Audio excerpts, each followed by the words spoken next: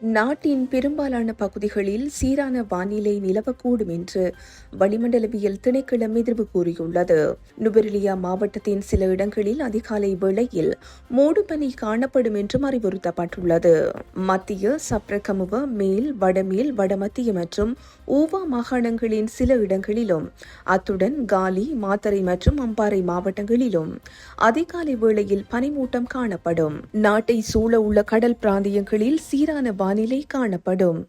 கடல் பிராந்தியங்களில் மணித்தியாலத்திற்கு 25 முதல் 35 கிலோமீட்டர் வேகத்தில் வடகிழக்கு திசையில் இருந்து வடதிசையை நோக்கி காற்று வீசும்.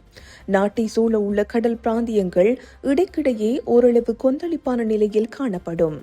நாட்டின் பெரும்பாலான பகுதிகளில் வறட்சியான வானிலை நிலவும் என்றும் குறிப்பிடப்பட்டுள்ளது.